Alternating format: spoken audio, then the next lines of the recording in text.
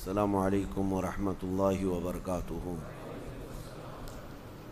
الحمد للہ وکفا وسلام علی حبیبہ المصطفى اما بعد فاعوذ باللہ من الشیطان الرجیم بسم اللہ الرحمن الرحیم ان اللہ وملائکتہ یصلون علی النبی یا ایہا الذین آمنوا صلوا علیہ وسلموا تسلیما اللهم صل على سيدنا محمد معدن الجود والكرم وآله وأصحابه الكرام وابنه الكريم وبارك وسلم صلاة دائمة سرمدا أبدا۔ سیرت مصطفیٰ صلی اللہ تعالی علیہ وسلم میں نبوت کا دوسرا سال تھا، یعنی نبی کریم صلی اللہ علیہ وسلم کے اعلان نبوت کے بعد یہ دوسرا سال تھا۔ جیسے کہ کل کی سیرت کے درس میں بیان میں نے عرض کیا تھا کہ مکہ والوں کی شدت بڑھ گئی تھی، وہ آپے سے باہر ہو چکے تھے اور جہاں غریب صحابہ کو پاتے تھے مارتے تھے۔ تکلیفیں اتنی بڑھ گئی تھیں کہ نبی پاک صلی اللہ تعالیٰ علیہ وسلم کو بھی اذیت دینا شروع کیا، جیسے کہ حضرت ابو بکر صدیق کو مارا، خود حضور پاک صلی اللہ علیہ وسلم پر بھی انہوں نے زیادتیاں کیں۔ لیکن یہ تھا کہ کسی بھی صورت میں حضور کی تبلیغ رکتی نہیں تھی، انہوں نے ہر ہتھ کنڈا اپنایا، لیکن نبی پاک صلی اللہ تعالیٰ علیہ وسلم خاموش نہیں رہتے، پھر تبلیغ جاری ہی رہتی، چاہے وہ کسی کے گھر کے اندر ہو یا کسی قبیلے کے اندر ہو، یا کوئی قافلہ آ جائے تو اس کے اندر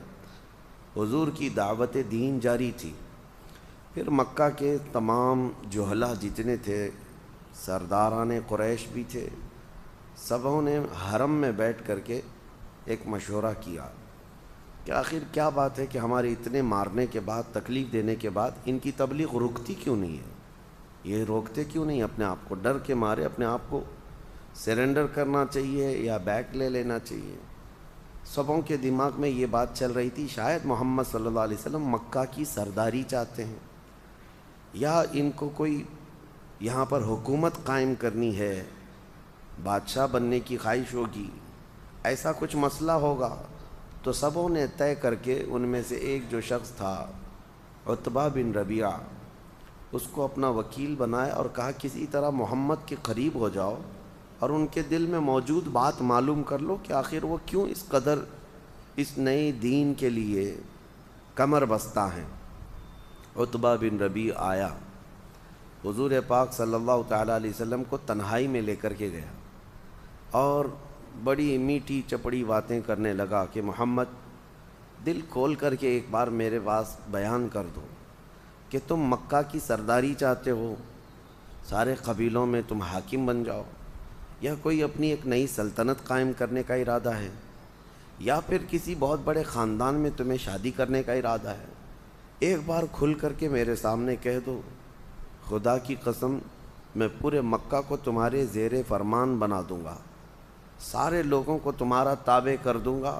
بس تم یہ نئے دین والا جو مسئلہ ہے اس کو روک دو، اس چیز کو ختم کر دو، سب مل کر کے رہیں گے اور تمہاری جو خواہش ہے وہ پوری کی جائے گی، عرب کے سب سے بڑے خاندان کی لڑکی چاہیے وہ آپ کو لا کر دے دی جائے گی۔ نبی پاک صلی اللہ تعالیٰ علیہ وسلم نے عتبہ بن ربیعہ کے جواب میں قرآن کی آیتیں پڑھنا شروع فرمایا۔ جب قرآن اتر رہا تھا، جب نبی پاک صلی اللہ علیہ وسلم کی زبان سے قرآن کی آیتیں نکلنے لگیں، میاں آج کوئی قاری قرآن پڑھتا ہے تو جاہل سے جاہل آدمی بھی مدہوش ہوتا ہے تلاوت سننے کے لیے۔ ایک تو وہ عرب تھے جن کو عربی آتی تھی، اور پلس اس پر قرآن ان کی زبان سے جن پر خود قرآن اترا ہو۔ نبی پاک صلی اللہ تعالیٰ علیہ وسلم جب بیان کرتے قرآن کی آیتیں، دل کھینچ لیتا ہے۔ اور جب عتبہ بن ربیعہ جو ان کا وکیل بن کر کے آیا تھا وہ کٹر دشمن بھی تھا، حضور نے جب آیتیں تلاوت شروع کی تو اس کے دل پر ایسی ہیبت طاری ہو گئی، بہت زیادہ اس کا دل خوف سے لرزنے لگا اور اس کے جسم کے اندر کپ کپی طاری ہوئی۔ اس نے مجبوراً کہا کہ محمد اپنا یہ کلام روک دو، ورنہ یہ ساری چیزیں میں کنٹرول سے باہر ہو رہا ہوں، میں بے قابو ہو رہا ہوں۔ یہ کلام کی جاذبیت سن کر کے وہ آیا تھا منانے کے لیے، اور پھر اس کے بعد واپس لوٹا اور جتنے وہاں پر بڑے بڑے روسا تھے سب کو جمع کر کے کہا واللہ محمد کے پاس نہ کوئی شعر ہے، نہ کوئی جادو ہے، نہ کوئی کہانی ہے، ان کی زبان سے جو الفاظ نکلتے ہیں اس میں غضب کی تاثیر ہے۔ تو سارے لوگ کھڑے ہو گئے اور کہا عتبہ تجھ پر بھی تو جادو نہیں چل گیا؟ تجھے ہم نے کس کام کے لیے بھیجا تھا اور تو وہاں سے متاثر ہو کر کے آیا؟ عتبہ نے کہا میری بات سننا ہے تو سن لو، میرا مشورہ یہ ہے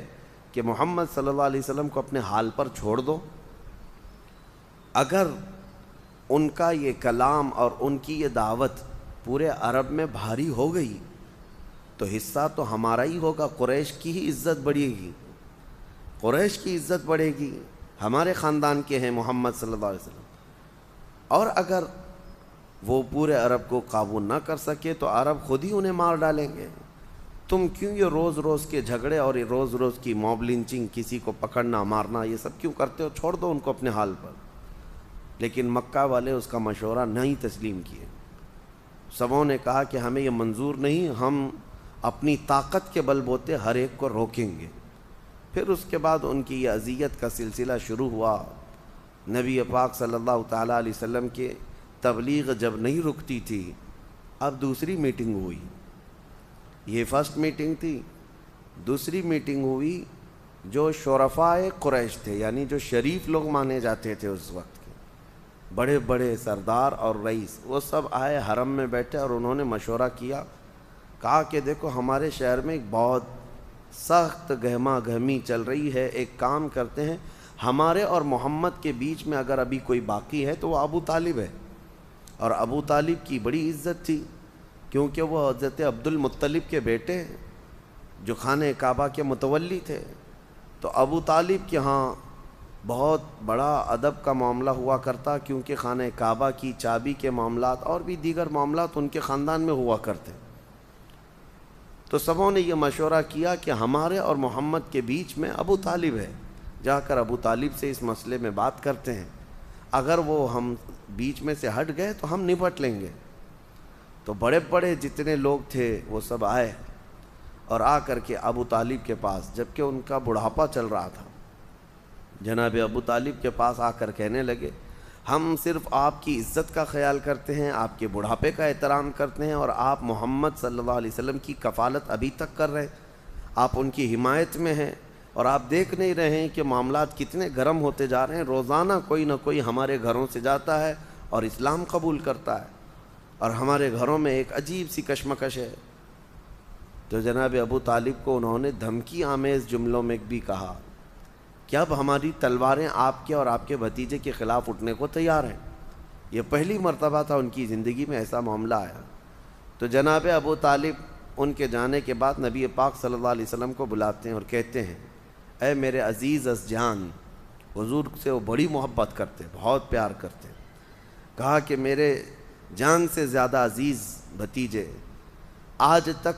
قریش کا بچہ بچہ میرا احترام کیا کرتا، آج بڑے بڑے لوگ آئے اور انہوں نے ایسے جملے کہے جن کو میں نے کبھی زندگی میں نہ سنا تھا نہ سوچا تھا۔ اب میں نے بھانپ لیا ہے کہ وہ ہمارے خلاف تلوار بھی اٹھانے والے ہیں، وہ ہمارے آگے کسی بھی حد تک جا سکتے ہیں۔ اس لیے میرا مشورہ یہ ہے کہ تم یہ دین کے کام کو، تمہارا جو نیا دین ہے، اس کو چند دنوں کے لیے سٹاپ کر دو، موقوف کر دو، روک دو۔ نبی پاک صلی اللہ تعالیٰ علیہ وسلم نے جناب ابو طالب کو اس حال میں دیکھا کہ آخری جو میرا حمایتی تھا میرے خاندان سے، اس کے پاؤں بھی اکھڑنے لگ گئے اب۔ تو حضور اکرم صلی اللہ علیہ وسلم نے ان سے کہا اگر میری جان بھی چلی جائے تب بھی میں اس دین کے کام کو کبھی نہیں روک سکتا، یا تو میں اس دین کی دعوت پر نچھاور ہو جاؤں گا، میں قربان ہو جاؤں گا، یا اس دین کو پوری دنیا میں پہنچا کر رہوں گا۔ جب اتنا مضبوط ارادہ دیکھا جناب ابو طالب تو دوسرے دن پھر آئے رؤسائے قریش، ایک دن پہلے جو بات کر کے گئے۔ اب یہ مزے کی بات ہے، سب آئے اور کہا کہ ہم نے آپ کو کل تک کی بات کی تھی اور ٹائم دیا تھا، کیا سوچا آپ نے؟ محمد اور آپ ہمارے درمیان صرف آپ ہیں، آپ ان کو ہمارے حوالے کر دیں، ہم نپٹ لیں گے۔ جناب ابو طالب کا بڑھاپا تھا، بڑھاپے کی عمر تھی، بال سفید ہو چکے تھے۔ اس وقت وہ کھڑے ہوئے اور سارے ان کے خاندان کے بڑے بڑے لوگ تھے، بوڑھے لوگ آئے ہوئے تھے، شرفا تھے اس وقت مکہ کے، سب کے سامنے انہوں نے کہا سنو کان کھول کر، تم سب کے سب مل کر میرے ایک ہاتھ میں سورج لا کر رکھ دو، دوسرے ہاتھ میں چاند لا کر رکھ دو، تب بھی میں محمد تمہارے حوالے نہیں کروں گا، میں آخری سانس تک محمد کی حمایت میں رہوں گا، کھڑا رہوں گا۔ اور پھر واپس آئے، اپنے بھتیجے سے کہا میرے عزیز جان، جیسے تمہیں مرضی ہے، جیسے تمہاری چاہ ہے، تم اپنے دین کے کام میں لگے رہو، تمہارا بوڑھا چاچا آخری سانس تک کھڑا رہے گا۔ یہ جناب ابو طالب کی حمایت ہے۔ اعلیٰ حضرت فاضل بریلوی رضی اللہ تعالیٰ عنہ نے لکھا ہے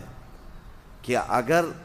جناب ابو طالب کا ایمان ثابت ہوتا تو نبی پاک صلی اللہ علیہ وسلم کے صحابہ کیا، حضور کے خاندان کے چچاؤں میں بھی سب سے افضل مقام جناب ابو طالب کا ہوتا۔ حضرت عباس ایک جگہ، حضرت امیر حمزہ ایک جگہ، لیکن جناب ابو طالب کا جو مقام ہوتا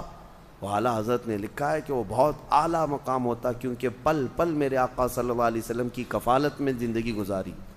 8 سال کی عمر تھی حضور کی اس وقت سے لے کر حضور کی عمر 50 سال کی ہو گئی، تب تک جناب ابو طالب حضور صلی اللہ علیہ وسلم کی رفاقت میں رہے۔ بہرحال یہ نبوت کا دوسرا اور تیسرا سال تھا،